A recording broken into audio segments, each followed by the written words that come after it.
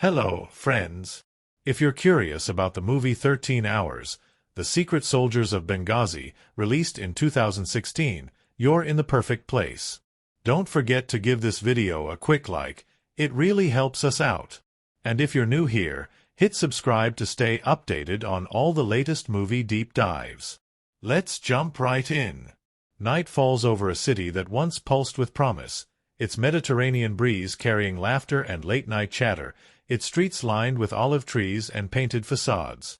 In that soft darkness, 6 men stand sentinel in a compound that rises like a fortress against the horizon. They wear casual civilian clothes, yet every muscle in their bodies vibrates with the discipline of soldiers. Their eyes scan the black expanse beyond perimeter walls, searching for the faintest movement, the slightest glimmer of headlights that could herald danger.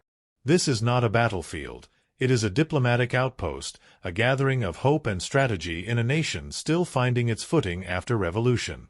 Yet these men, armed and alert, understand that hope requires protection, and strategy must often be enforced by force.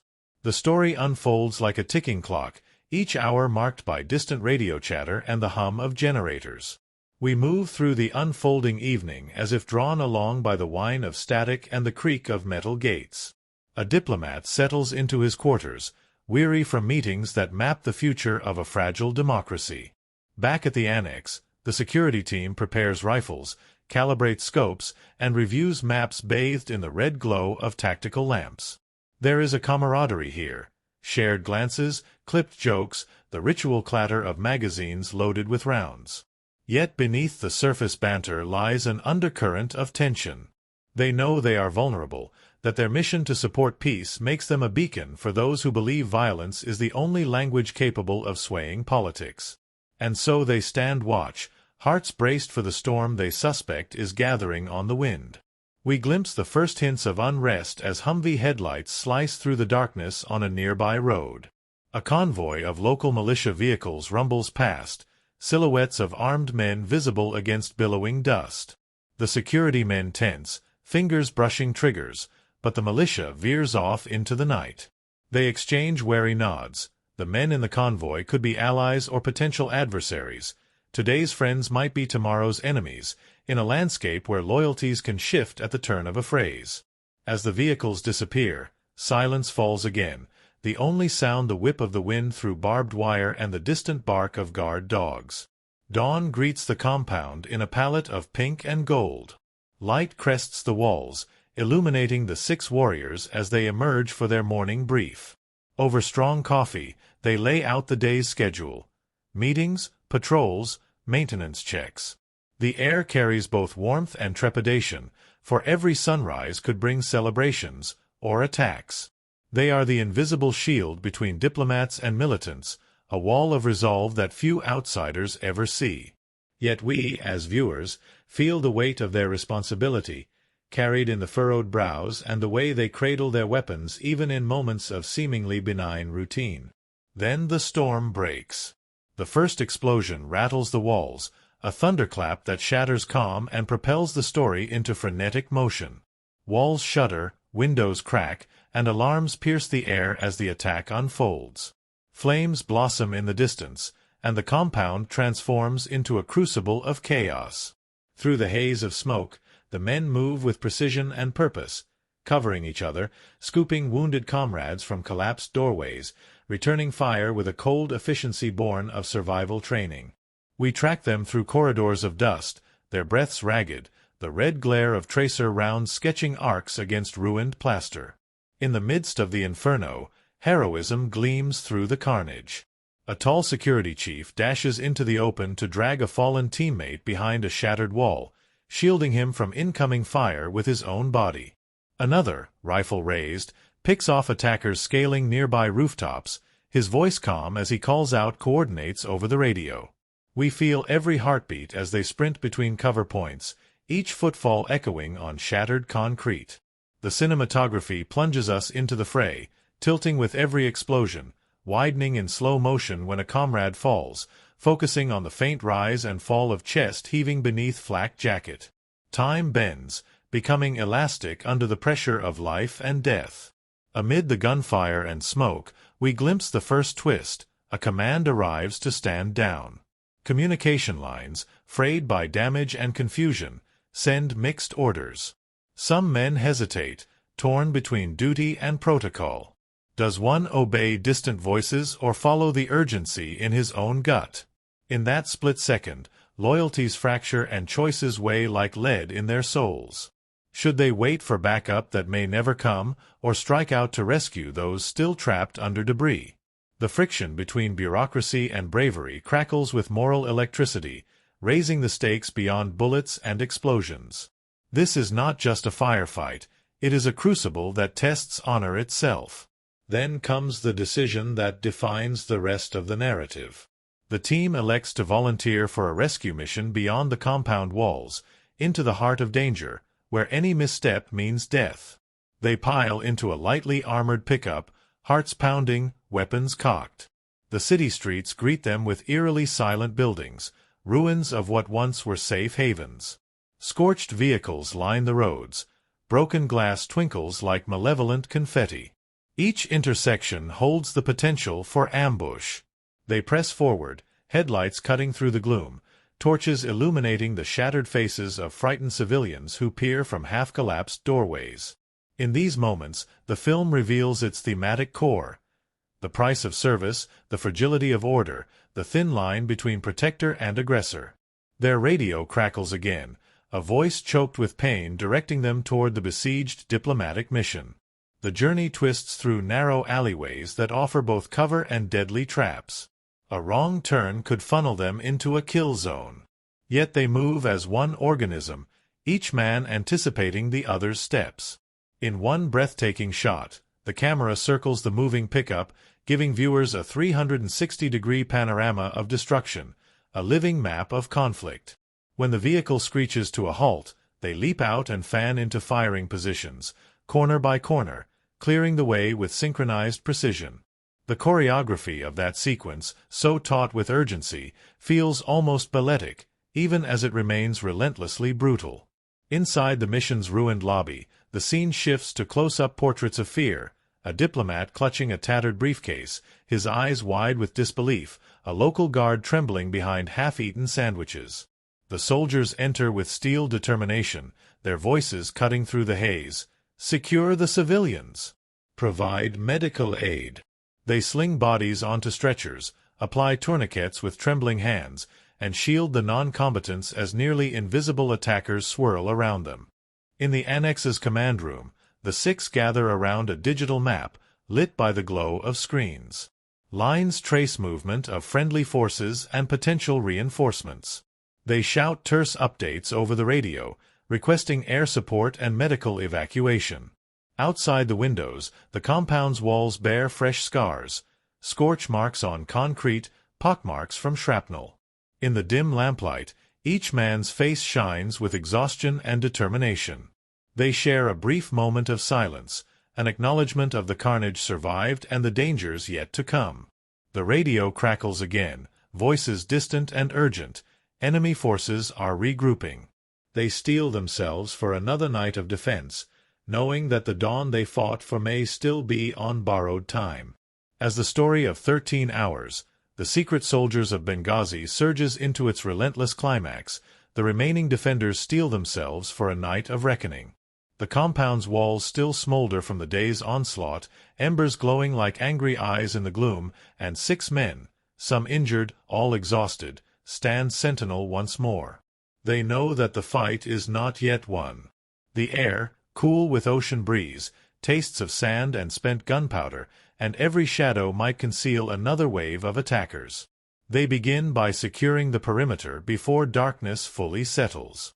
Lanterns flicker in scuffed metal holders, casting angular beams across broken barricades.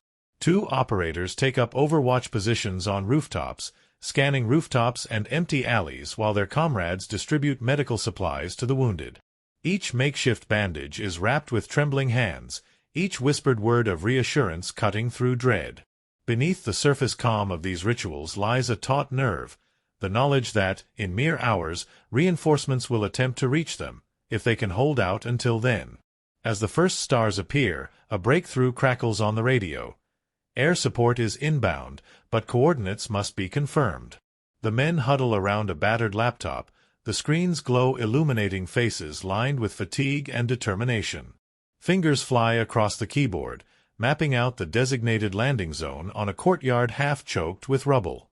One operator, whose keen eyes have not dulled despite feverish thirst, kneels to mark the spot with a hastily drawn chalk circle.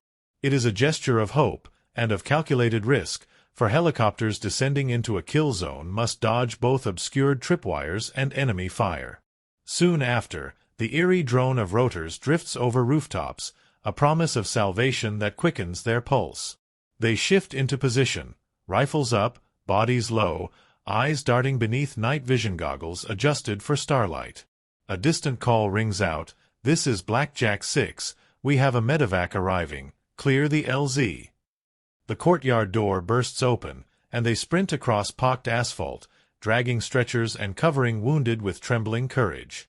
Sparks flare as a tracer round streaks across the landing zone, and for a moment the night hinges on a single breath. Gunfire erupts.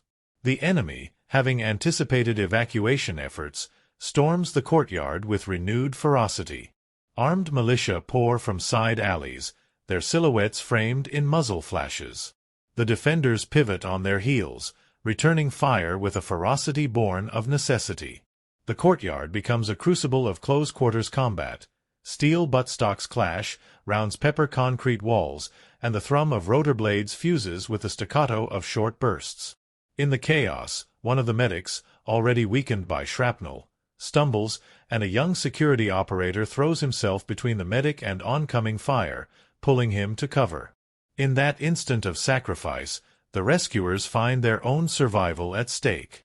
Miraculously, the helicopters hover low, skimming the courtyard, and ropes descend into the inferno.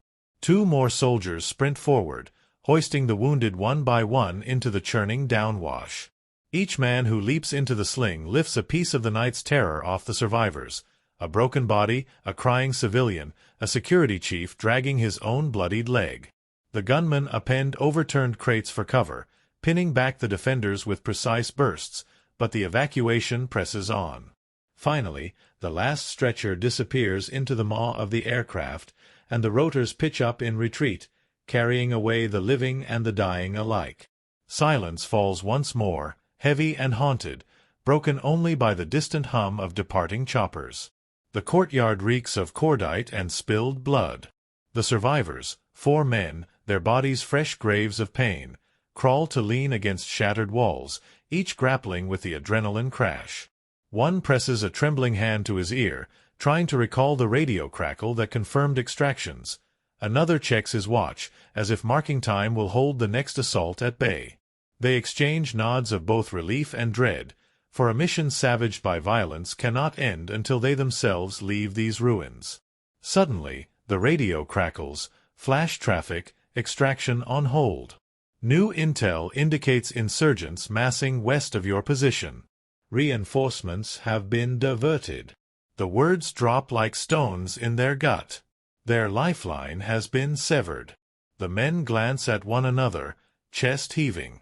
They are cut off, alone in a foreign land, and must decide, dig in and await the storm or press outward through hostile streets to reach safety. Time fractures, protocol wars with instinct. Ultimately, they steel their spines and prepare for exfiltration on their own terms. Falling back through the compound's back gate, they head toward the old city center, navigating narrow lanes lit by flickering sodium lamps. The wounded cling to makeshift slings. The unhurt bear extra weight of gear. They move in silence, each step measured, every footfall a calculated risk. A pair of operators takes point, scanning doorways.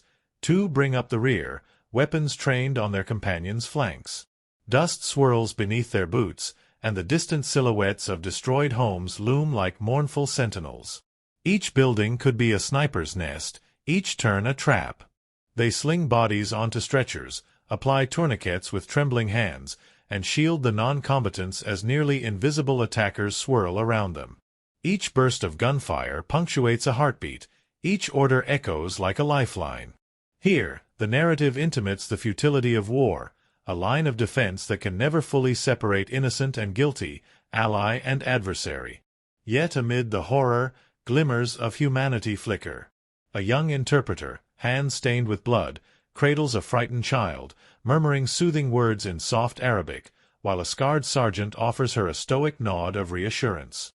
The team sniper perches atop a rubble pile, scanning distant rooftops with unwavering focus even as he catches tears brimming in his partner's eyes. It is in these silent exchanges, shared breaths and sideways glances, that the film roots its emotional power. We understand that beyond the mission, beyond the politics, these men are human beings grappling with fear, guilt, and the weight of lives resting in their hands.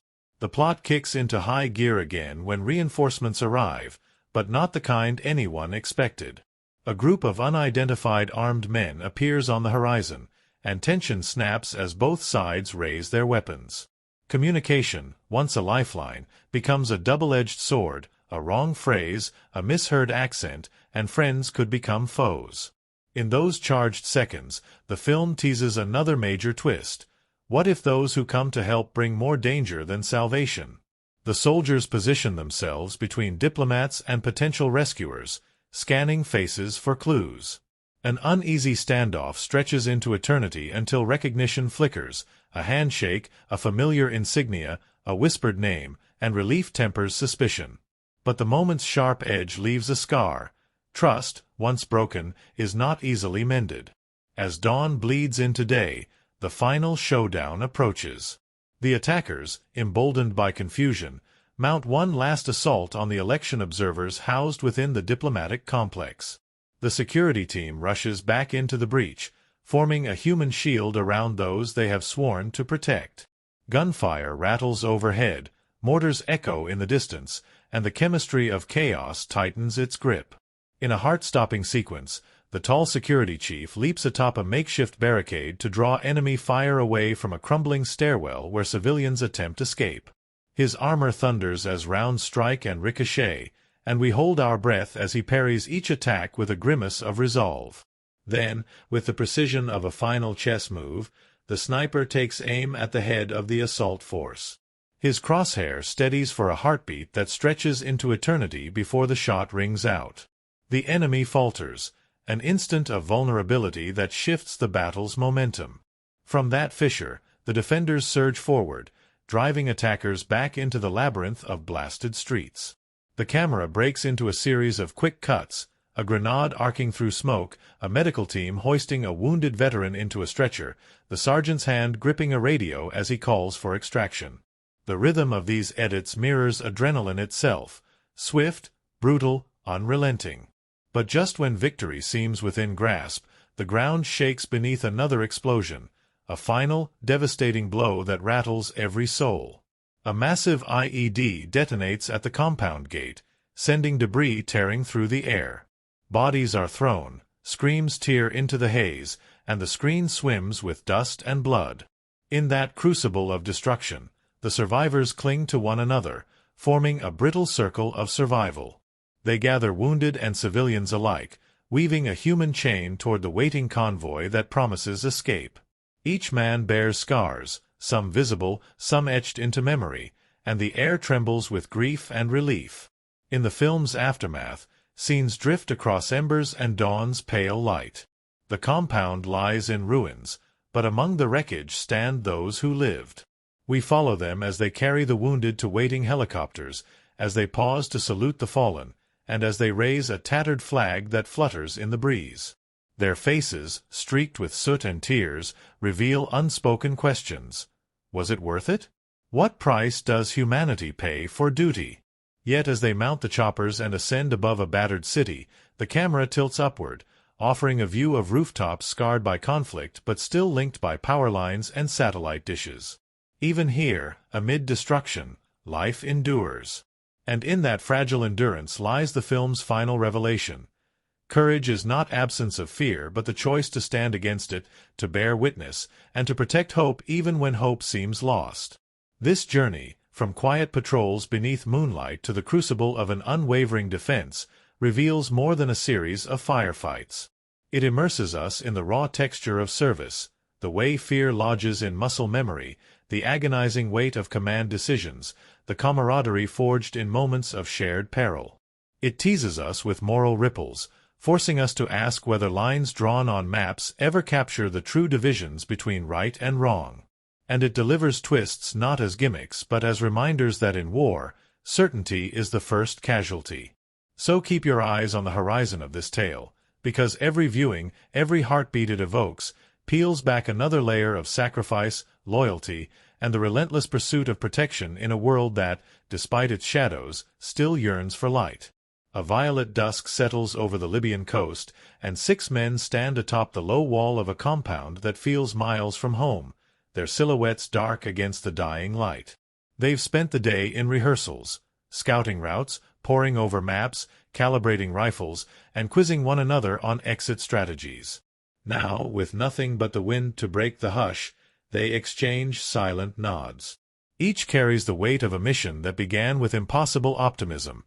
Secure an American outpost, support fledgling democracy, keep dangers at bay. Yet in their eyes lingers the knowledge that optimism must be earned one heartbeat, one bullet, one decision at a time. They slip inside as night swallows the horizon, slipping past the gates that mark the threshold between order and anarchy. In the courtyard center, a lone guard in fatigues tends to a generator, its red glow pulsing like a warning beacon. He greets them with weary nods. Beyond him, the annex's walls rise, windowless and stark, a fortress against unseen threats. Inside, the air hums with the soft whir of communications equipment and the low murmur of CNN on muted screens. Desk lamps cast halos on scattered papers, and the men move with a choreographed calm, checking ammo pouches, updating watch schedules, acknowledging each other's presence with curt murmurs. As midnight approaches, the outpost's pulse shifts. A diplomat sedan rolls in, its headlights sweeping across sand and debris. As they pass a crumbling cafe, a sudden crack rings out, a sniper's bullet splintering tile beside them. They flatten against the wall, returning fire toward a shattered window high above. The bullet catches the wounded communications operator in the arm, and he slumps, gasping. Instantly, one of the team drops behind to administer a tourniquet, kneeling in the gutter while the rest lay suppressive fire. Their unity, tested by fire, holds firm, no man left behind. When the bleeding is stemmed, they hoist him upright and resume their crawl toward a narrow alley marked on their fading map. The alley opens onto a broad avenue littered with abandoned cars and shattered shop windows. In the hush, the team hears the low rumble of engines. Their hearts stutter, friendly or foe. They freeze, rifles up, and then an armored SUV rolls into view, UN markings on the doors. It stops, and a diplomat, a familiar face from earlier briefings, gestures urgently. They charge forward, weapons lowered but ready, and slide into the vehicle's open doors. The diplomat's driver, an unflappable local, checks them with a knowing gaze before flooring the accelerator. As they speed through the chaotic streets, the city's scars flash by. Burnt-out pickups, bleeding murals on collapsed walls, groups of civilians carrying half their lives on their backs. The drivers weave through potholes and rocket-cratered intersections, the SUV's suspension groaning beneath its cargo. Tension simmers. Each trembling passenger watches the world blur past, rifles cradled against chest, eyes flicking from shattered facade to darkened rooftop. They know that the streets, as much as bullet fire, threaten their lives. Just when hope seems within reach, the convoy screeches to a halt. A tank, blackened by fire, lies across the avenue, its turret twisted skyward. Militants converge behind it, their rifles trained on the vehicle. The team leaps out, doors slamming behind them, and forms a defensive circle. Gunfire shatters the dark. The UN vehicle's tires pop under tracer bursts. With grim efficiency, the operators break into flanking movement. 2 sprint to the tank's flank, 2 provide covering fire, and 2 cover the diplomats. Every movement is a negotiation with death. An operator hurls a grenade that detonates against the tank side, drawing the enemy's heads down. In that instant, the others rush forward, firing into the crouched silhouettes. The militants retreat, leaving only cries of the wounded and the smell of scorched metal. Panting, they scramble back to the SUV. The diplomat knows another safe house lies just beyond the harbor, where a private yacht awaits. They pile in, and the driver guns the engine again. As they roar through the splintered city, dawn's first light floods the skyline. The operators catch their breaths, scanning horizons for threats. Between rapid glances, they share fleeting smiles, grim vestiges of relief. Still, each man carries the weight of lost comrades and the knowledge that survival carries a price. They reach the waterfront as the sun peaks over the Mediterranean. The yacht bobs gently, silhouetted against the rosy sky. Crew members wave them aboard, hauling stretchers and pack mules up the gangplank. The operators work with practiced calm, securing entry points, scanning the decks for hidden dangers, and coordinating with security contractors. The yacht's passcode lock clicks open, and they spill into the safe room below deck, where medical staff rush in to treat wounds. Splints are applied, IVs drip, and the operators, stripped of armor, finally allow themselves to slump into folding chairs. Their bodies tremble with exhaustion, their minds reel from the whirlwind of violence. The diplomat stands before them, voice soft but resolute. He thanks them for their valor, but the operators know that gratitude cannot erase the horrors they endured. One of them, the tallest and most reserved, forces a wry smile and says simply, "We did our job." His words hang in the stale air, heavier than any medal. A quiet contemplation envelopes the group as they watch the city recede in the distance, its skyline jagged with barbed wire and broken steel. In the yacht salon, monitors flicker with news reports, footage of a smoldering compound, identifications of the fallen, political debates over the nature of the mission. The 6 men listen without comment, eyes drawn to the grain of the wood paneling. They have become ghosts in a carousel of headlines, their deeds reduced to soundbites and questions of policy. Yet in those moments, they find solace in each other's presence.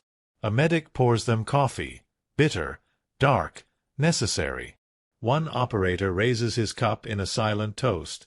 The others follow, the clink of metal mugs echoing in the cramped space. As the yacht crosses into international waters, the operators gather on an open deck, the wind tearing at their hair and uniforms. They gaze toward the horizon, where the sun now rises in a blaze of gold. Each holds a memory, the fallen friend dragged beneath colliding gunfire, the diplomat's shaken relief, the final exhale of survival. They stand together in a silent pact, the sea stretching endless before them, and for the first time, they allow themselves to contemplate what comes next, a return to a home that will never truly feel like home, a life forever marked by the crucible they survived. In that dawning light, they understand that the mission's end is only the beginning of another fight, to carry the weight of their sacrifice with honor, to find meaning amid the chaos, and to remember those who did not live to witness this sunrise. And as the yacht hums toward safe harbor, they stand vigilant still, 6 shadows etched against a new dawn, their bond forged in the fires of Benghazi and unbroken by the tides of change. They move through that smoldering compound with the ease of men who have long since reconciled themselves to impermanence. Each carries a history written in scars, both visible and hidden, and the weight of those pasts settles over their shoulders like armor. Tyrone Woods, known simply as Roan to those who trust him most, emerges first in our mind's eye, broad-shouldered and steely-eyed, a man molded by the unforgiving crucible of Blackwater deployments. His gaze, sharp as a hawk's, sweeps across danger's horizon and settles on every flicker of movement, every shifting shadow. Yet beneath that vigilant exterior beats a heart both loyal and wounded. We sense the ghosts he carries, lost brothers in arms, missions gone cold, and the silent vow he has made to protect those who still draw breath. He laughs rarely, but when he does, it rings with a warmth that surprises, a reminder that beneath the warrior's facade, a man still yearns for connection.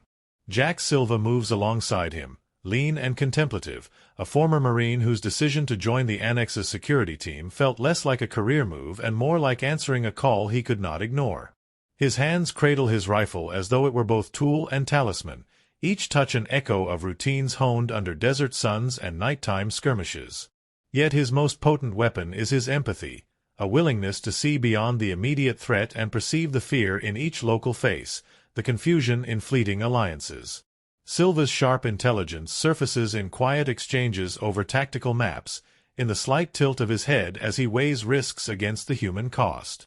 They've spent the day in rehearsals, scouting routes, poring over maps, calibrating rifles, and quizzing one another on exit strategies.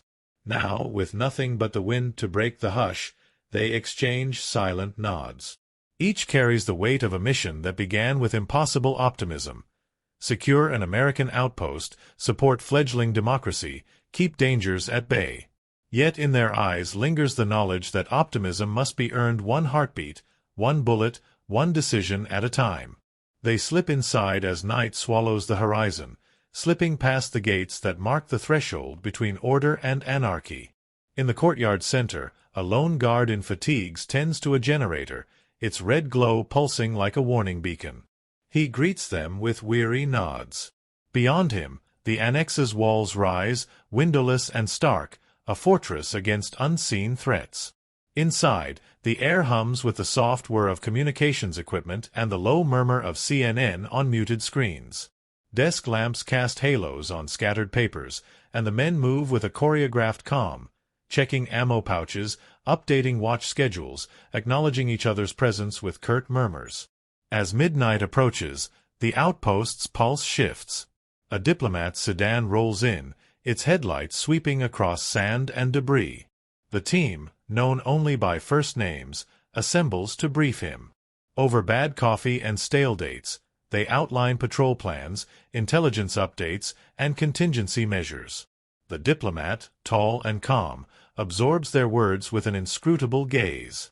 Outside, the Mediterranean air carries distant echoes, laughter from a nearby cafe, the bark of guard dogs, a lone car horn. These sounds, ordinary elsewhere, sit uneasy here, like a lullaby that guards the door to sudden violence. In the early hours before dawn, the men split into teams, 2 on rooftop watch, 2 on perimeter patrol, 2 resting but ready.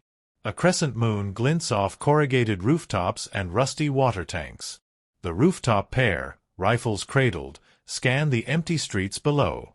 Their radios crackle with reports from Allied units miles away, an uneasy network of allies with shifting loyalties. Nothing stirs. The night seems endless in its calm. Yet every rustle of palm fronds, every distant call to prayer, sharpens their senses. They know that peace here is always borrowed, never earned. Morning arrives in a wash of pale gold. The men emerge for physical training, running circuits past sandbags and HMMWVs, their breath steady, muscles warmed by sun and purpose. They practice room-clearing drills in mock apartments, painting each movement with precision.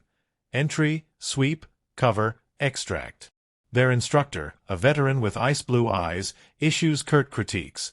A foot placement too wide, a trigger grip too loose. But beneath the drill's rigor lies something deeper, a pact of trust. Each man's life may one day hinge on the one beside him. They understand that perfect drills can't inoculate against terror, but they steel themselves as best they can. By mid-afternoon, tension simmers beneath routine. A convoy of local militia vehicles rumbles by, their silhouettes grim behind billowing dust. The men track them with binoculars, noting their array of weapons: AKs, RPGs, smugglers' rifles. The SDs, security direct action operators, exchange loaded glances. Are these allies or potential adversaries testing the compound's defenses? They radio the command post, arms itching for permission to challenge the convoy. Orders trickle back. Observe and report. They obey, but every muscle pulses with the urge to act, to defend, to draw a line in the sand. Late that afternoon, the radio crackles with an urgent update, an attack on a nearby CIA outpost. Explosions ripple through static. The security team exchanges grim looks. This is no drill. Orders arrive. Move to support. They sprint to an armored SUV, loading rifles and gear in a blur of motion. Helmets snap tight, gloves snap on. Engines roar to life, tires spin, and they barrel down dusty roads, past shuttered shops and leaning power lines, toward a distant column of smoke that darkens the horizon like an omen. As they crest a rise, they see the outpost's walls pierced by fire. Mortar rounds slam against parapets, sending plumes of brick and dust into the sky. Gunfire crackles, echoing over sand and rubble. Without hesitation, the team leaps from the SUV and charges across open ground, the siren of their own urgency drowning out distant cries. Bullets whine past, kicking up sand at their feet.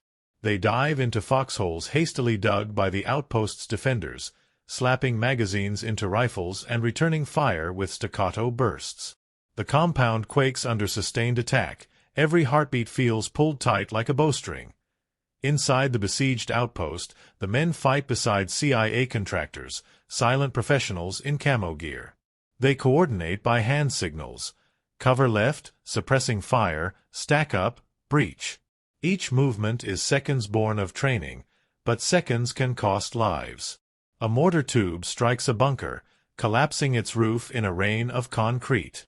Through the haze of dust and smoke, a wounded operator crawls to cover, blood trickling from his side.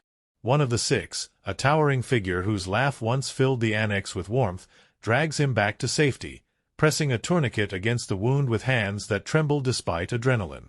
After what feels like hours, though only minutes have passed, the attackers pull back, leaving behind wounded and wreckage. The security team regroups, clearing paths through debris and dragging bodies to relative safety. They patch wounds with field dressings, offering terse words of reassurance. Voices are low, as if shouting might draw another assault. Across the courtyard, a makeshift medic station hums with tense focus. Gauze, morphine, sutures.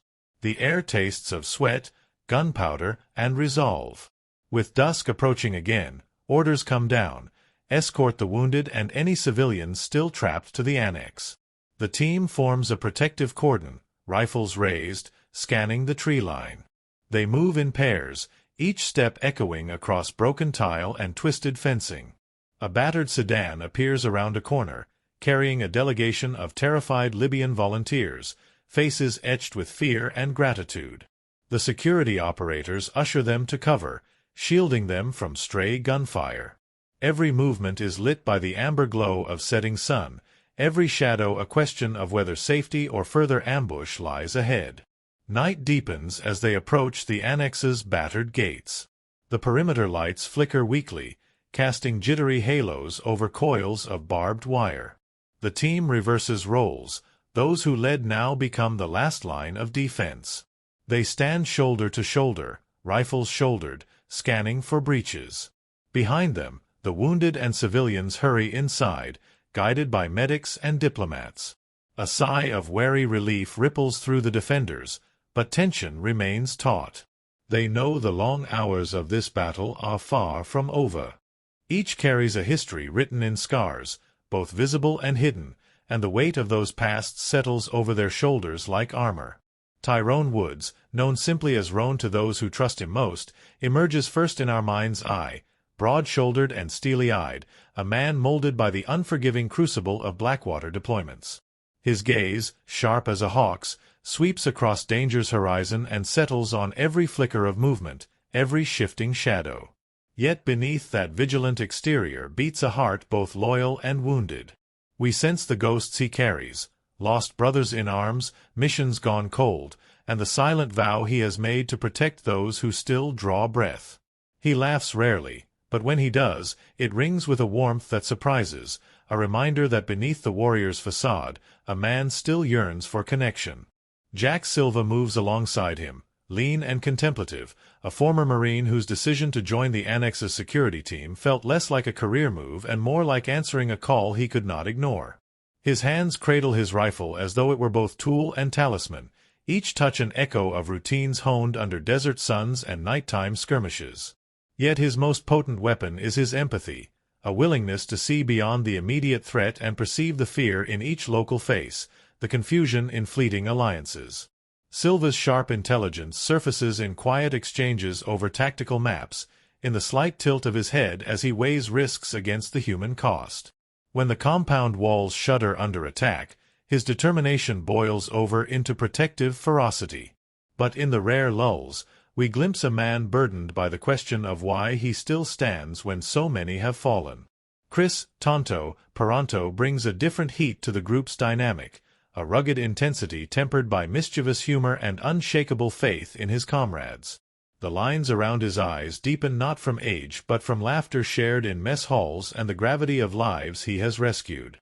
A former Army Ranger, he reveres discipline, yet he also honors the unpredictable pulse of combat. In one early scene, his ribbing of Silva about last night's guard shift crackles with affection, teasing so familiar it feels like ritual. But when that radio crackles with news of an imminent assault, his smile vanishes, and he becomes a furnace of resolve, instincts honed to a razor's edge. He reminds us that in war, levity and gravity are inseparable. Each man must carry both the capacity for laughter and the readiness to bleed.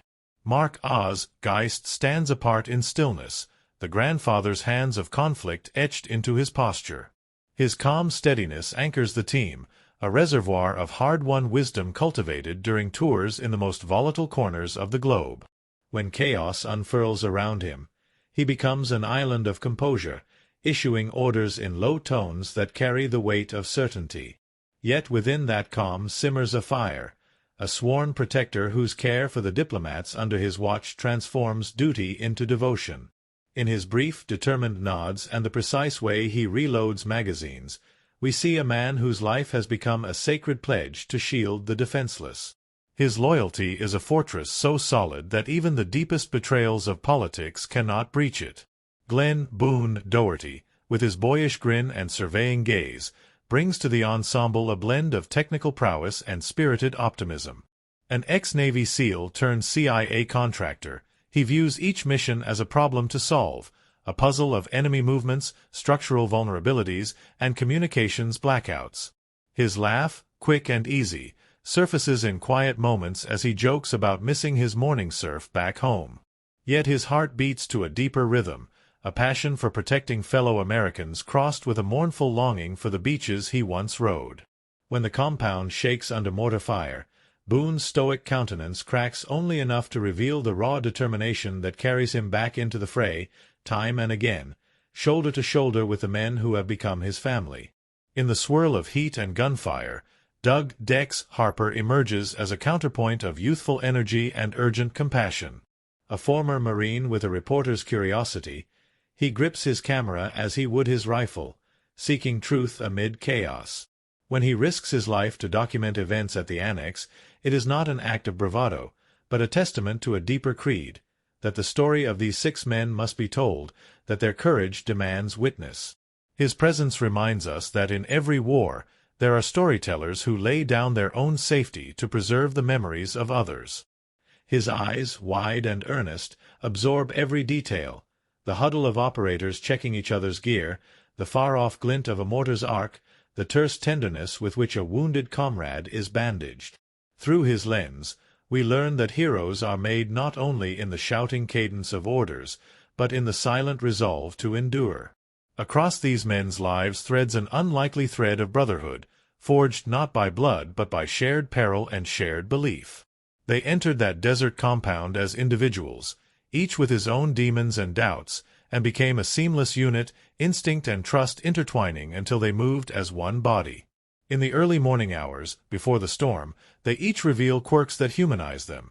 Silva's pocketbook of old photographs he fingers in quiet moments, Roan's habit of retuning his radio to the same static-laced station for comfort, Tonto's habit of tapping rhythms on helmet shells when nerves fray. These habits, small as pebbles, accumulate into the bedrock of identity, reminders that beneath combat gear and hardened exteriors pulse hearts that yearn for home, for peace, for a life beyond orders. Tension crackles along oncoming nights, their flaws surface alongside their strengths, painting them in strokes of startling complexity. Silva's empathy sometimes hampers his aggression, leaving him torn between the need to fire and the need to spare. Roan's loyalty curves toward recklessness, risking protocol to rescue a trapped comrade. Tonto's humor flickers with irony so sharp that it sometimes cuts too close to despair, revealing a man who jokes to hold back deeper fears. Oz's composure borders on stoicism, masking grief he dare not voice. Boone's optimism wavers under the weight of casualties, and Dex's idealism clashes with the brutal pragmatism of war.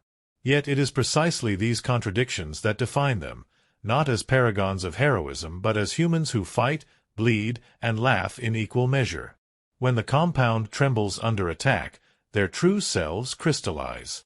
Roan's hawk gaze sweeps rooftops, but it is his hand on a quivering comrade's back that reveals the depth of his care. Silva leaps into enemy fire with a ferocity that surprises even him, his eyes alight with the fierce clarity that only life or death can spark. Tonto's laughter vanishes, replaced by a gravity that fuels his every step as he drags the wounded to cover. Oz's calm voice carries them through the chaos, issuing commands that steady heartbeats more effectively than any bulletproof vest.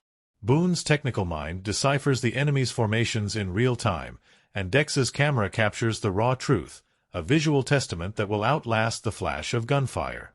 Throughout the crucible, each man grapples with the question of purpose.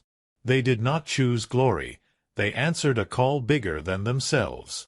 Their weapons serve as both shield and burden, their discipline as much a source of pride as a reminder of danger. Yet in the simplest gesture, a shared water bottle passed at dawn, a nod across a shattered hallway, they find affirmation that their sacrifice binds them to something larger, a promise that when darkness falls, they will be the light that stands, unwavering, between hope and oblivion. In quieter moments after firefights, we see them in fragments of rest. Silva staring at the night sky, mouth half open as if still forming commands. Roan leaning against a battered HMMWV, eyes closed as a breeze plays across his sweat-soaked brow. Tonto drumming fingertips on a helmet, lost in rhythm and reflection. Oz inspecting a rifle slide with meticulous care. Boone sketching tactical diagrams on a scrap of paper. Dex scrolling through footage, the lens reflecting both horror and wonder. These vignettes crystallize their humanity. 6 souls bound by duty, each bearing wounds both seen and unseen.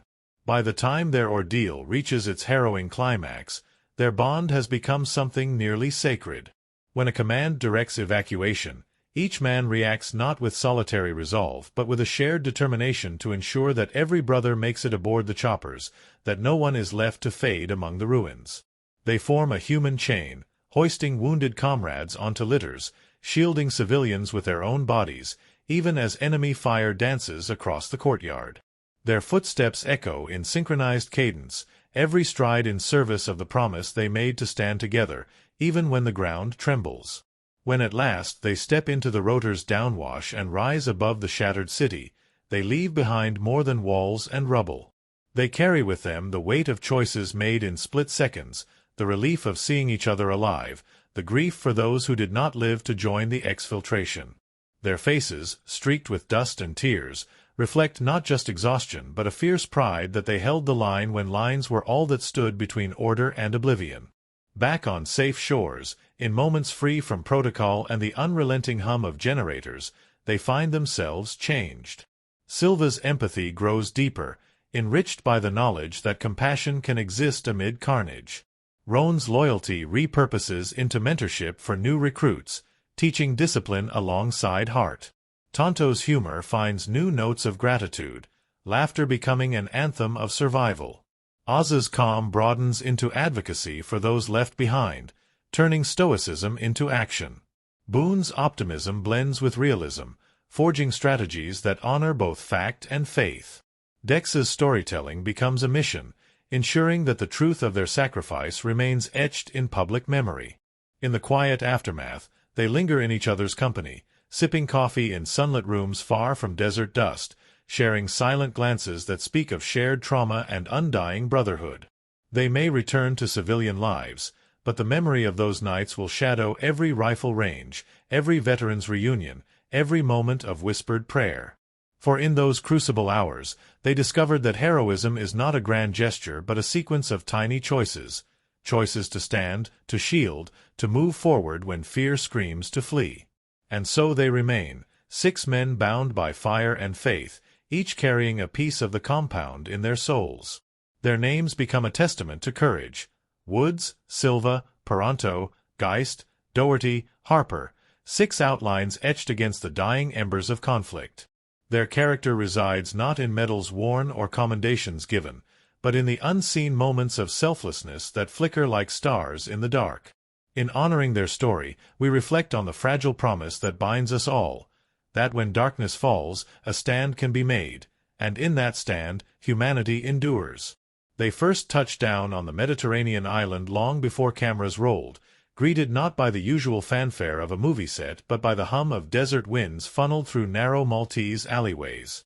The production team, fresh from scouting trips to Libya's coastlines, discovered that recreating Benghazi's labyrinthine streets meant repurposing centuries-old stone villages in southern Malta. What began as logistical necessity blossomed into serendipity. The uneven pavements, the faded pastel facades, the twisting lanes all captured a sense of history and decay that felt too authentic to art direct. Local residents swore they heard distant gunfire echo as night fell, their livestock spooked by the sound, stages lit to look like storm-tossed diplomatic compounds. In truth, the creaking of wooden shutters and late-night church bells were mistaken for distant mortar rounds, another reminder that reality can blur into filmmaking in uncanny ways. Long before any actor gripped a replica AR-15, they stood shoulder to shoulder in a remote quarry outside Valletta, engaged in drills led by the very operators whose story they would tell. These weren't standard fight choreography coaches but seasoned contractors who had walked the same desert sand under fire. They taught the cast how to load magazines without glancing at the action, how to communicate with hand signals so precise a flick of a finger meant life or death, how to brace behind rubble when mortars rained down. Christian Kane, cast as Chris "Tonto" Paronto, nearly fractured an ankle practicing a roof-to-roof sprint, his yelp echoing across the quarry walls. The crew murmured in sympathy. If the injuries were that real during training, what would the cameras capture on the day of the shoot?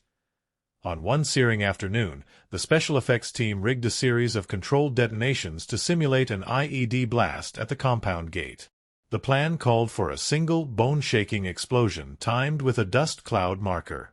Yet when the technicians pressed the trigger, 3 charges detonated in rapid succession, turning the set's perimeter wall into a collapsed ruin rather than a singular breach. For 10 heart-stopping seconds, cast and crew fled to cover, convinced something had gone catastrophically wrong. When the dust settled and no one emerged injured, the special effects supervisor simply shrugged, "Well, that's one way to raise the stakes." The director, seizing the moment, cut to his slate and filmed the moment exactly as it had happened, weaving real panic into the scene and saving the production thousands in extra pyrotechnics. The choice of weapons proved almost as fraught as the explosives. Propmaster trucks arrived heavy with inert rifles and pistols that looked every bit the part but violated Malta's stringent firearms regulations. In a bizarre compromise, the team swapped out real steel props at the last minute for plastic replicas, only for the Maltese customs officers to impose a sudden ban on blank firing attachments. Stripped of their roaring monsters, the weapons fell silent on set. The sound department, undeterred, spent a week recording thunderclaps in local quarries and the snap of ancient olive wood cracking under blunt force, layering these into the mix to create the film's distinctive roar of gunfire. When test audiences heard that thunderous echo, they assumed the production had spared no expense on real weapons, an illusion born of necessity. Rain scenes became another crucible of creativity. A torrential downpour was scheduled for the night assault sequence, but Malta's notoriously dry spring granted only a light drizzle on filming day. Rather than cancel, the crew unleashed a battery of outdoor sprinklers and industrial haze machines. As the team rushes to rescue the beleaguered CIA outpost, the film's critique of bureaucratic inertia surfaces with striking clarity. The operator's radio calls for clarification. Stand down? Confirm. Draw a tense silence before a reluctant, delayed response from distant superiors. Critics have seized on this moment as a central pivot, where duty to protocol collides with the imperative to save lives. The moral tension here resonates beyond the screen, tapping into real-world debates about the fog of war and the chain of command. Viewers have praised the film for refusing easy answers, for dramatizing the agony of operators forced to weigh obedience against conscience. In this crucible, the movie's themes of sacrifice and moral courage find their most potent expression. The decision of the team to mount a daring evacuation despite conflicting orders is often cited as the narrative's heart. As they sprint across the courtyard, dragging wounded comrades to cover, the film shifts its lens to focus on individual acts of valor: hands pressing tourniquets, helmets used as shields, whispered words of reassurance. These tightly choreographed moments underscore the film's reverence for soldierly esprit de corps. Veteran critics have noted how this sequence transcends genre convention, eschewing grandstanding heroics in favor of grounded, collective action. The emotional resonance here springs from authenticity. These are not lone wolves but brothers in arms, their survival entwined. The mid-film lull, where dawn breaks over the ravaged compound and the operators tally their wounded, invites reflection on the cost of conflict. The camera finds a moment of stillness as they light cigarettes, eyes hollow with exhaustion. A gentle score seeps in, soft piano chords that underscore the film's melancholic undertow. Critics have lauded this tonal shift, arguing that it deepens the audience's emotional investment. The silence carries weight, allowing viewers to mourn alongside the characters. Here, the film's thesis crystallizes. Valor is inseparable from vulnerability, and every victory bears the shadow of loss. Yet it is the rooftop sniper duel that truly tests the film's ambitions. Elevated above the city's fractured rooftops, the team's marksman locks onto insurgent positions with surgical precision. The sequence unfurls in long takes that capture the zenith of tension, tracer rounds streaking across darkened vistas, the slow exhalation before each shot, the reluctant relief when a target falls. Critics have praised the cinematography's stark geometry, noting how the angular lines of rooftops and destroyed walls frame the silent standoff. Some, however, argue that the scene verges on aestheticization of violence, its almost balletic beauty at odds with the harrowing reality of sniper duels. This debate underscores the film's uneasy dance between documentary grit and cinematic spectacle. The most controversial event, the sudden cancellation of the aerial evacuation, sparked heated discussion upon release. In theater lobbies, viewers compared notes. Did the film convey the depth of frustration and betrayal that the operators felt? Many affirmed that the abrupt shift from hope to abandonment cut to the bone, dramatizing the gulf between the operators' frontline urgency and distant decision-makers. Critics applauded this twist for its political bite, framing it as a scathing commentary on the bureaucratic paralysis that can paralyze combat operations. However, detractors warned that the portrayal risked oversimplifying complex military and diplomatic realities.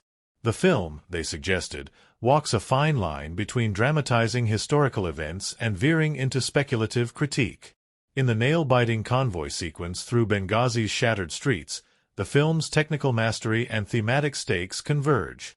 The camera lurches with the SUV's sudden skids, diesel exhaust clouds the frame, and the operators duck, fire, and sprint in a single unbroken rhythm. This set piece has been hailed as the film's crowning achievement, a real-time testament to coordination, instinct, and raw nerve. Scholars of cinema have dissected the scene's choreography, noting how wide-angle lenses capture both the claustrophobia of the city's labyrinthine alleyways and the sprawling, unpredictable danger beyond each corner. The sequence resonates thematically as well, encapsulating the central question. When the grid of safety fractures, what does it take to forge a path to survival? As the survivors spill onto the waterfront and board the waiting yacht, the film's final twist reframes heroism. The rescue by private contractors, ensconced behind diplomatic immunity, prompts viewers to confront the liminal space between sanctioned action and mercenary improvisation. This ambiguity has drawn critical praise for complicating simplistic notions of patriotism. The film refuses to offer tidy closure. The operator's eyes, reflecting dawn's pale light off the waves, betray relief laced with uncertainty. Critics commend this sober denouement for refusing the siren call of triumphant nationalism, instead presenting war as a tangled moral battleground where right and wrong blur beneath the sun. Reception has mirrored the film's own tensions. Box office returns were robust among audiences hungry for muscular, realistic portrayals of modern conflict. Viewers who praised the film's fidelity to real events and its tribute to the men who served. Yet mainstream critics skewed more mixed, some lauding the film's technical prowess and unflinching action, others decrying its perceived political stance. Commentators on both left and right weighed in. Some saw the film as a clarion call to honor servicemen, others as an indictment of governmental missteps. This polarized reception speaks to the film's central power. It refuses to sit comfortably within any single narrative, instead sparking dialogue about duty, policy, and the human toll of conflict. Thematic undercurrents ripple through every frame. Loyalty emerges as both shield and shackle. The operator's bond safeguards their lives even as it isolates them from the civilian world they return to. The notion of sacrifice haunts the story, not as abstract heroism but as a ledger of flesh and memory. Each blast, each tumble, each sleepless night a line item on a soul's battered account. Critics have highlighted how the film's minimalistic score, its sparing use of silence and diegetic sound, amplifies these themes, letting the roar of engines and the scrape of boots carry emotional weight. The film's soundscape, they note, is not an accessory but a narrative thread, weaving tension, loss, and fleeting camaraderie into the oral fabric. Emotionally, the film's resonance lies in its insistence on human faces amid crumbling walls. We witness laughter shared before dawn's planning sessions, the flicker of fear in a civilian's eyes, the reluctant gratitude in a diplomat's nod. These moments of connection anchor the larger sweep of action. Critics have described these human moments as the film's beating heart, preventing it from descending into mere spectacle. In these interstices, we feel the operator's burden, the ceaseless vigilance that outlasts every firefight, the knowledge that retreat can feel as hollow as defeat.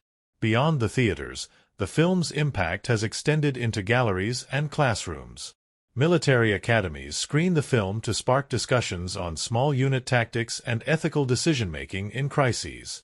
Film schools analyze its editing rhythms and the balance between documentary realism and cinematic storytelling. Costume designer Joanna Johnston faced the peculiar task of outfitting civilians and contractors alike in weathered desert gear. Bulk shipments of tactical vests and cargo pants arrived from overseas, only to be ceremonially aged by hand, dunked in tinted water, rubbed with chalk, dusted with sand.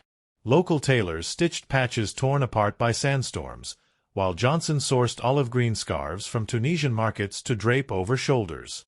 The real coup came when they discovered a cache of disused NATO field jackets at a Maltese army surplus store. Each was stamped with multinational insignia and bore the creases of real tours of duty. The actors slipped them on with a sense of reverence, feeling history settle on their shoulders as well as fabric. Catering became a quiet battlefield of its own. The script called for authentic North African fare, flatbreads, lentil stews, dates, but Maltese health codes demanded stringent inspections. Caterer Anna Camilleri solved the impasse by partnering with a local halal butcher and an organic farm cooperative. The resulting menu was a fusion: hearty lamb tagines beside army-issue MRE stew packets, fresh pulled Arabic bread dipped in olive oil next to protein bars branded with tactical logos. Actors learned to pair gritty ration bites with bright salads, a ritual that grounded them amid the chaos of filming. Over time, rations and salad became shorthand for sustaining energy and morale, a phrase whispered between takes like a secret mantra. The film's most notorious incident occurred during the shooting of the compound's breach. Special effects ahead of the main crew tested a line of timed explosions along the perimeter wall. A miscalibrated timer sent a secondary explosion roaring through the compound 5 seconds earlier than scheduled. The resulting shockwave toppled lights, sent debris raining down, and knocked the camera dolly sideways with a lurch that nearly crushed camera operator Mike Ely's foot. Rather than quit for the day, director Michael Bay yelled, "Cut! That was perfect. Reset and let's capture it, only with the actors in place this time." The crew scrambled to reassemble the set as Bay barked encouragement through the dust. "It's not danger unless you can feel it in your gut. Now they'll really feel it." In quieter moments, the Maltese extra base at Fort Manol became a microcosm of the production's spirit. During lunch breaks, local fishermen would drop by, offering fresh-caught sea bream grilled over charcoal for the crew. The fishermen, waving crusty bread and sharing bottles of home-distilled liqueur, swapped stories of sea storms and sunken galleons. The actors listened between bites of fish, absorbing tales of Mediterranean peril that felt eerily resonant. In return, the film's veterans, actors who had served in uniform, shared respectful anecdotes about deployments and the brotherhood of arms. Over decades of conflict and centuries of history, different communities found unexpected common ground on a makeshift stage by the sea. On one surprisingly warm evening, choreographer Philip Smith led a dance-like rehearsal for a hallway pursuit sequence.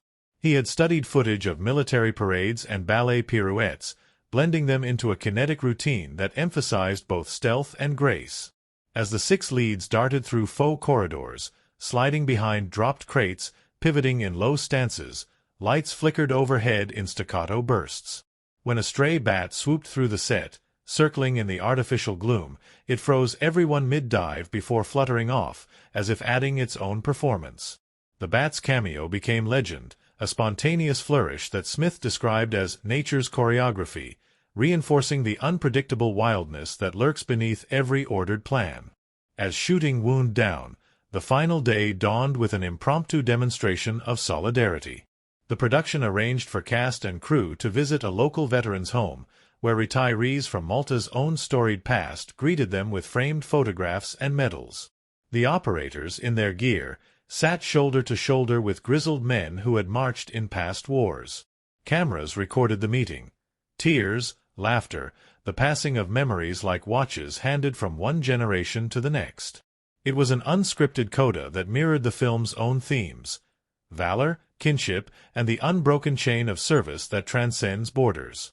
In post-production, editor Pietro Scalia faced the task of weaving together hundreds of hours of footage into a taut, coherent narrative. During a late-night session, he discovered a fleeting moment in which an extra, a half-ruined mannequin used for urban camo drills, fell over the top of a barricade, as though fleeing invisible flames. The shoot had never pointed a camera there, but the raw footage, accidentally captured on a passing shot, lent an uncanny flourish to the scene.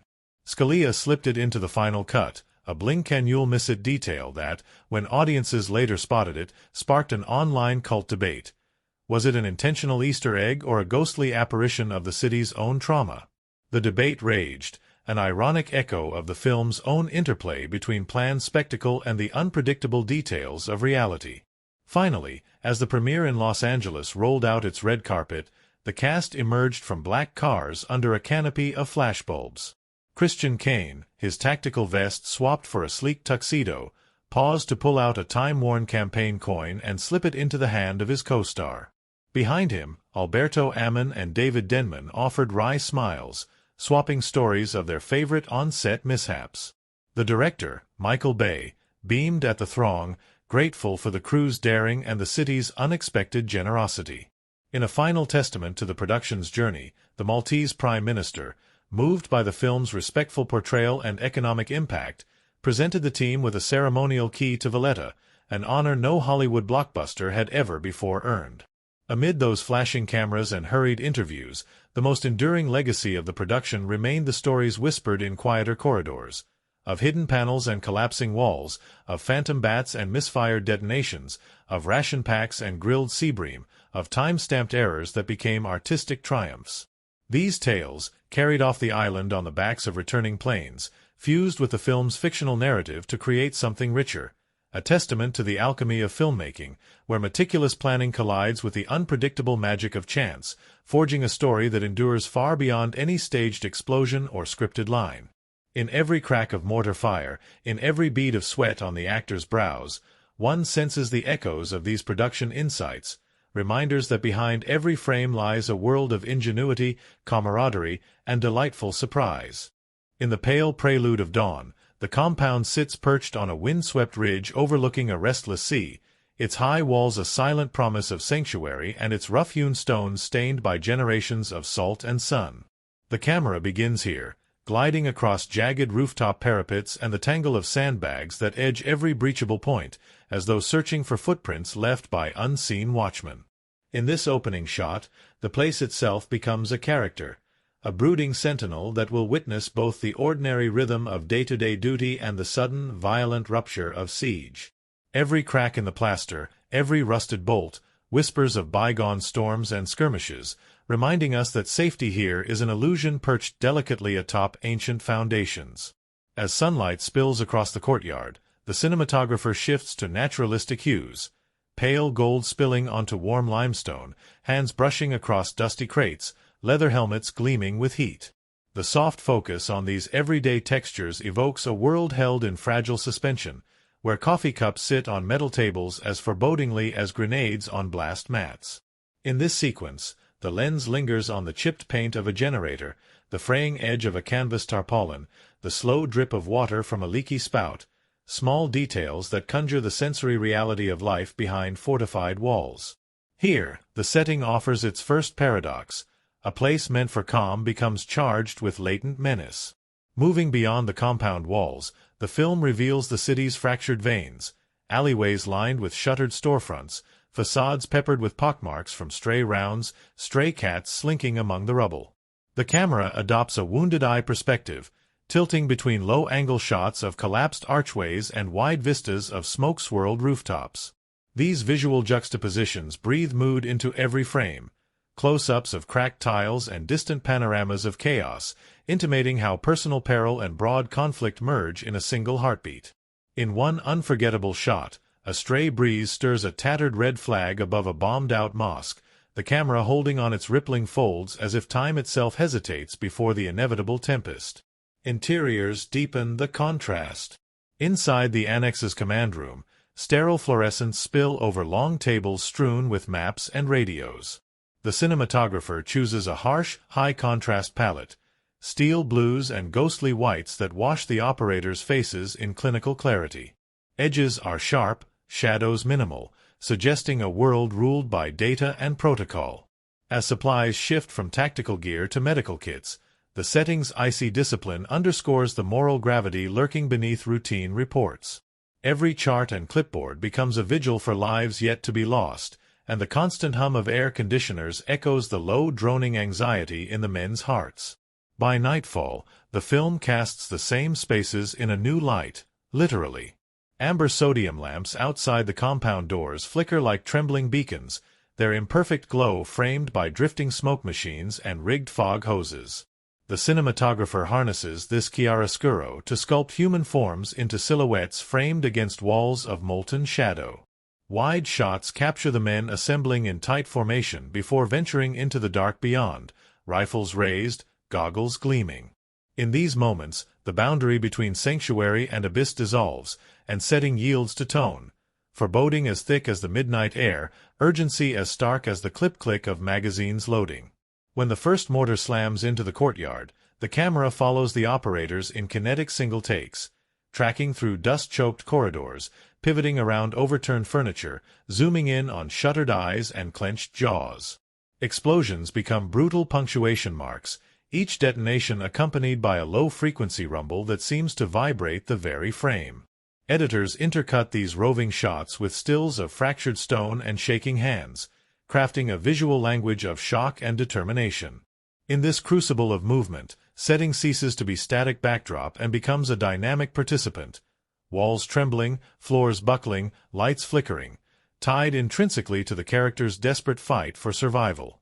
Beyond the compound, the cinematography stakes new ground in the city's labyrinth. The team's exfiltration through twisted alleyways is shot on a Steadicam with a taut, pulsing rhythm. Every muddy puddle reflects neon shards from distant signage, every overturned barrel becomes potential cover. Low lighting and tight framing amplify claustrophobia, as though the camera itself fears discovery. Occasional bursts of handheld opacity, blurred streaks of motion, heighten the sense that the operators and viewers alike are posting in real time, each second a razor's edge between life and oblivion. Completing the circuit of major settings, the film ventures onto coastal quays at dawn.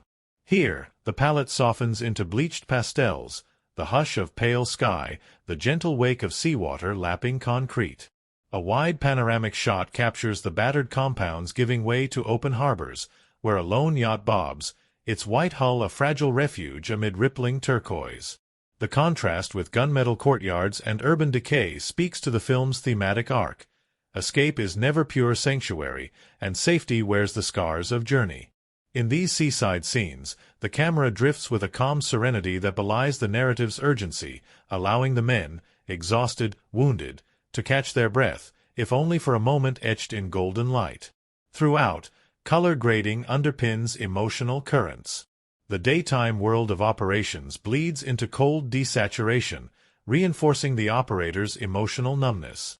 Night action blooms in deep blues and ambers, the tone oscillating between vigilance and dread. Moments of personal revelation, slivers of dawn's first rays on a weary face, are tinted with hopeful warmth. These conscious shifts remind viewers that setting is more than geography. It is a bridge to the character's inner landscapes. In its most profound moments, the film uses visual motifs to entwine setting and psyche.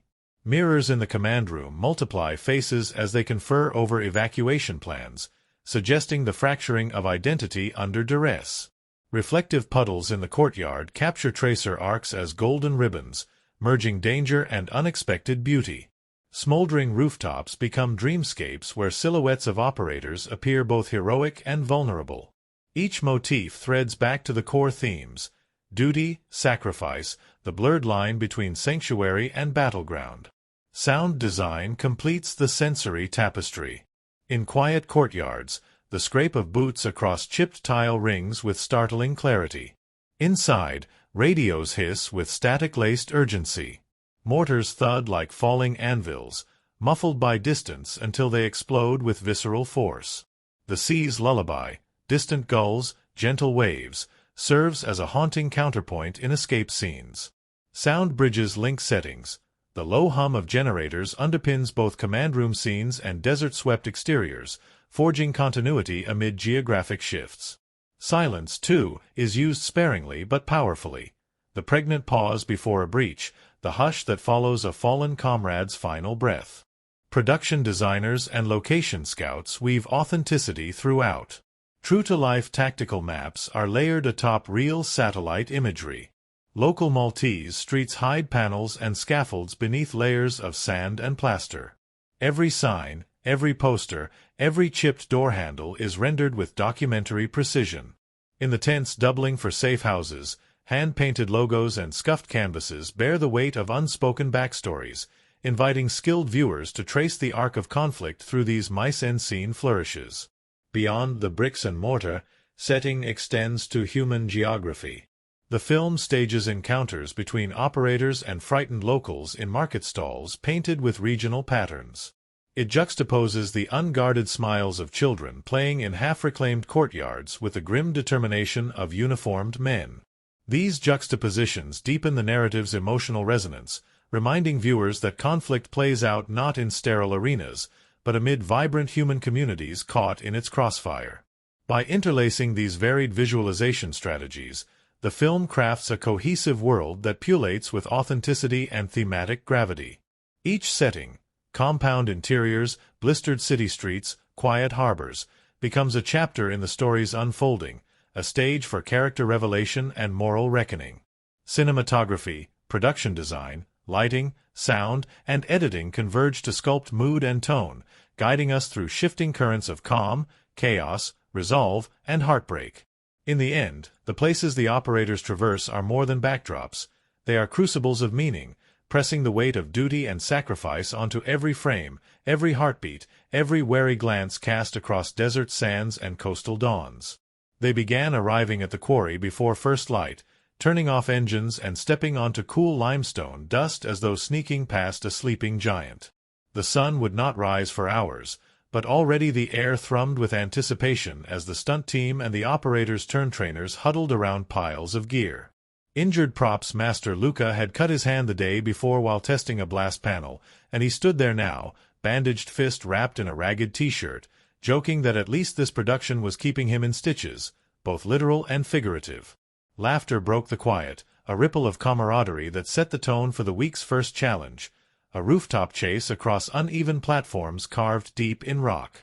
The spikes of anticipation sharpened when they realized their meticulously constructed catwalks sat atop a bed of loose gravel, and one misstep could send an actor tumbling into freestyling stunts he hadn't rehearsed.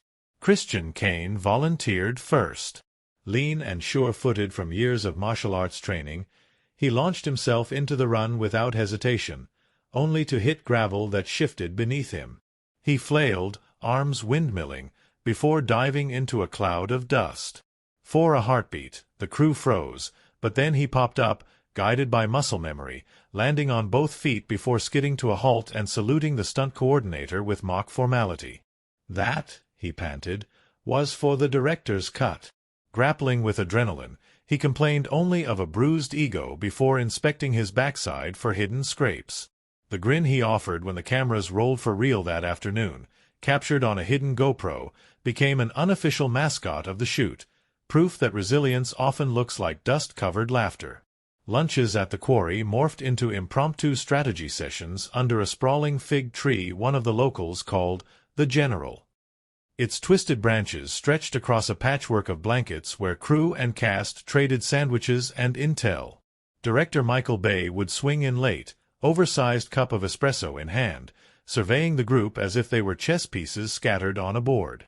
He'd nod, listen to a suggestion from stunt coordinator Simon Crane, then watch two operators demonstrate a rapid missile drill on the parched ground. Bay often murmured in approval, "That's the tension we need," before pivoting to the next corner of chaos. In those shared weeds and tech lunches, the theater of conflict became a collaboration. A stuntman's route, a cameraman's angle, an operator's real-life tactic all merging into a single, finely tuned performance. On days when the quarry's heat climbed past roasting point, the art department staged hydration huddles, complete with sangria-dappled fruit infused with local mint, parsley, and a hint of chili for kick. Extras who played local citizens, farmers from nearby villages, students home for the summer, paused mid-rehearsal to sip and fan themselves with printed scripts.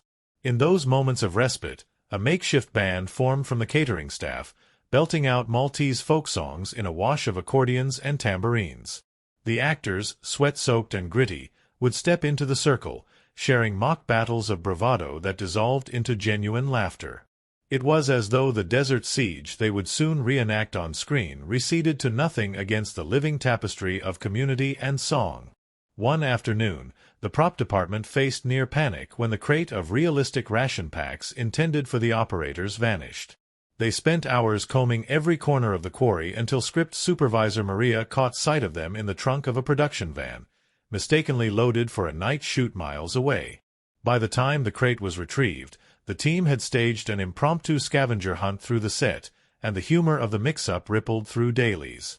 Editors later cut a quick bit of footage showing an extra offering a vintage energy bar with bewildered reverence, an unintended Easter egg born of bureaucratic mischief.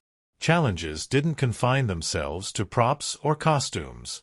One particularly stormy night, when the crew filmed the aftermath of an IED blast, torrents of rain leaked through the quarry's unseen fractures, flooding the set with ankle-deep muck.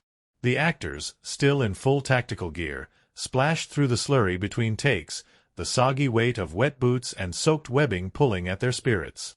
Special effects supervisor Anaïs Dupont, racing against time, rigged a series of sump pumps and smeared oil-resistant grease along the trenches, regaining control over the chaos.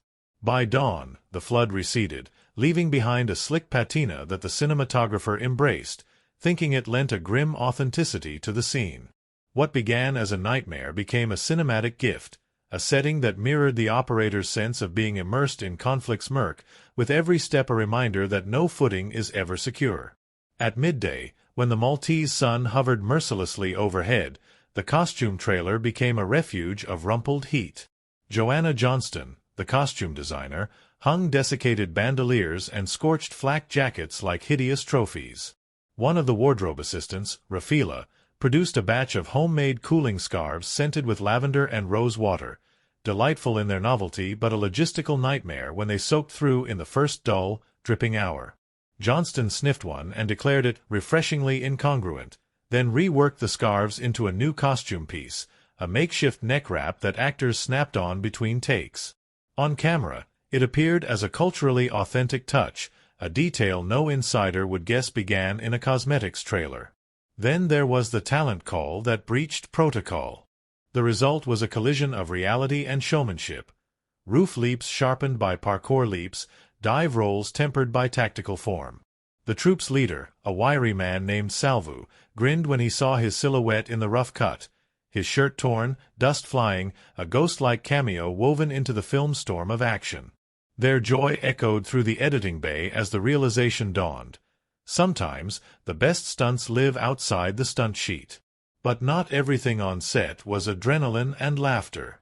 A serious moment unfolded when the actors arrived at a historical Knights hospital, repurposed as the annex's exterior, only to find a stray cat limping across a broken threshold.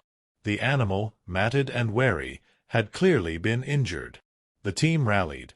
Makeup artists fashioned a bandage, the props truck offered a crate to serve as a makeshift bed, and Christian Kane knelt for nearly an hour, coaxing the cat to lap water from a canteen cup.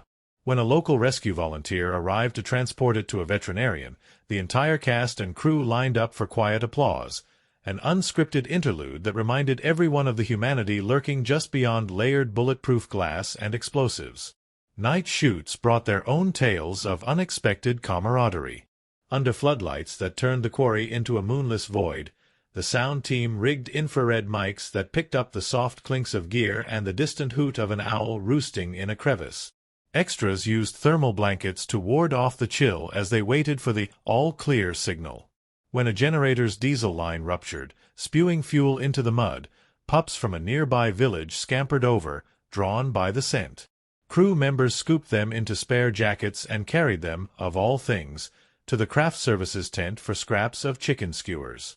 The dogs became unofficial mascots of the shoot, trotting through cannon smoke to watch the action from behind a safe distance. Their quiet companionship, though unplanned, wove itself into the crew's collective memory as a small beacon of warmth in the long nights. One of the grandest behind-the-scenes episodes occurred at the Grand Quay, where they staged the Dawn Rescue. The Maltese Navy had lent a small patrol boat as background, and when the first shot of the yacht bobbing beneath the ancient ramparts rolled out on the monitors, everyone gasped at the authenticity. Yet just as the operators stormed the vessel, a patrol horn blared unexpectedly, an actual guard ship signaling through comms that the quay was a no-filming zone. The director signaled cut, and within moments, an official delegation arrived by launch, politely requesting particulars. The producers scrambled to produce permits stashed in a dusty van, while the Navy commander quizzed the second unit director on tactical accuracy. When assurances were made and the permits verified, the Navy asked for a private screening. For training purposes, they said with a knowing smile.